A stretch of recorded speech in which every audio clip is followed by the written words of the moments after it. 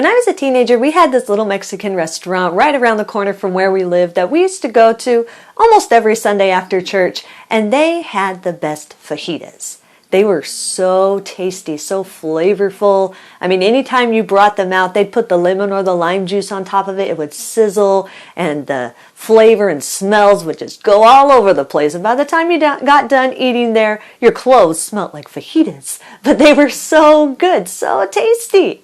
And so today, I'm going to share with you my recipe of gluten-free keto fajitas. Now, this recipe is so easy because it is all made in your slow cooker. All you have to do is throw all of the ingredients in there in the morning, and by the time you get home from work or you're done doing whatever running around you got to get done, dinner is served. You can't get any easier than that. And so if you want a printable version of this, you can check out my website at janetsdeliciouslowcarbkitchen.com. You can find a printable version of this and other goodies there for you. And if you're new to the channel, don't forget to hit the subscribe button. Also, right next to the subscribe button, there's a little bell. Click that bell. That way you can be notified every time I put out a new video. And while you do that, let's get cooking.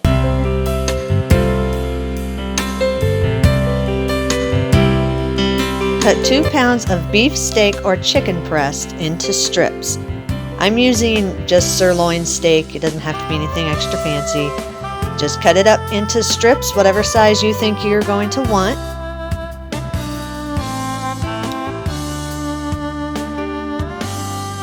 Then chop 1/4 of an onion into strips. I'm using a red onion. You can use whatever onion you prefer.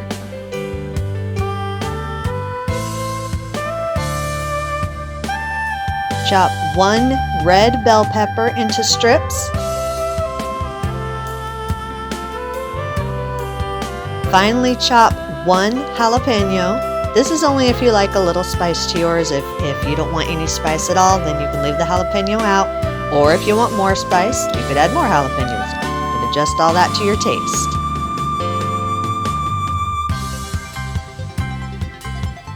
Once everything's chopped up, you can place them in a gallon-size freezer Ziploc bag or an airtight container.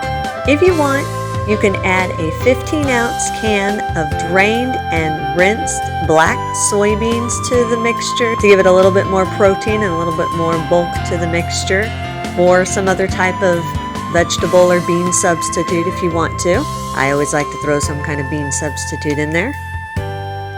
Store them in your refrigerator for up to 3 days or in your freezer until you're ready to use them. Once you're ready to make the fajitas, lightly spray a 3 to 5 quart crock pot. Add all of the ingredients that are in the bag and stir it slightly to make sure it's all combined.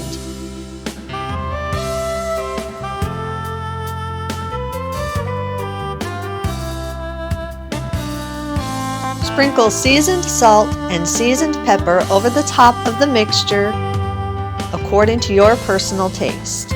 Then stir it around slightly just to make sure the seasoned salt and seasoned pepper is evenly distributed throughout the meat mixture.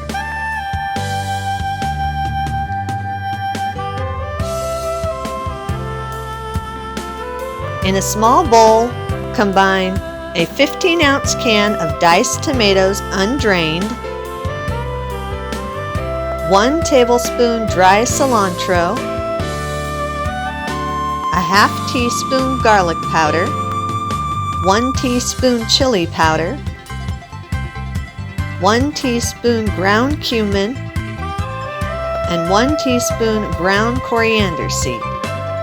Stir these all together until everything is fully combined.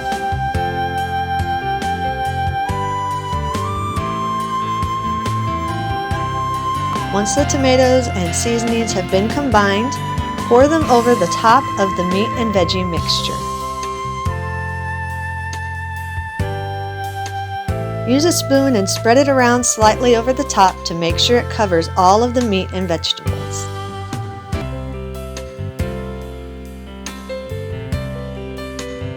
Cover and cook on low 8 to 10 hours or on high 4 to 5 hours. Once it's done cooking, serve it with low-carb tortillas and top it with cheese, sour cream, and any of your other favorite taco toppings. If you need a recipe for low-carb keto tortillas, I'll leave a link in the description to my recipe for the keto tortillas. That's usually what I use. And there you go. Keto-friendly fajitas. Eat and enjoy.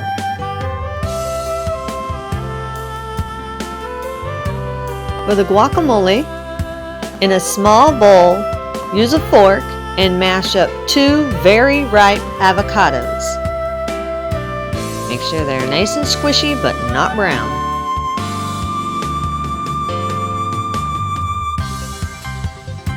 Add your desired amount of salt and pepper.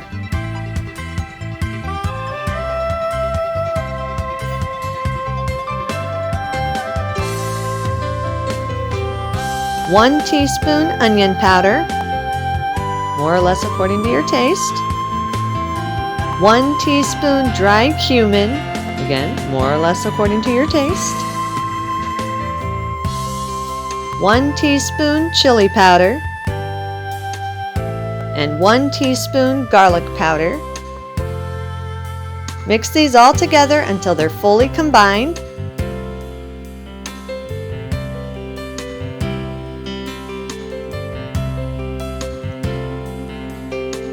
Add 1 tablespoon of lemon or lime juice,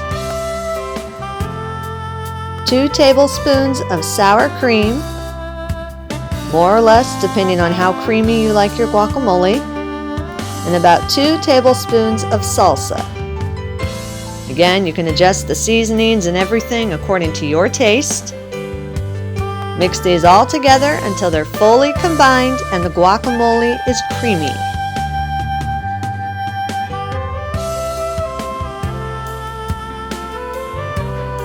Once it's all combined, spoon it into a mason jar or an airtight container and store it in the refrigerator until you're ready to use it. Or you could put it in a freezer container and freeze it until you're ready to use it.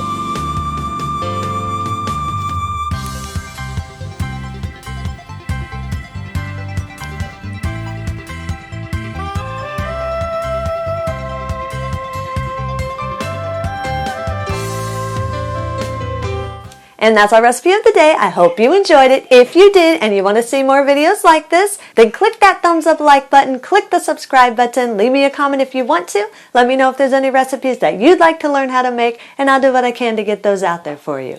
And as always, keep cooking.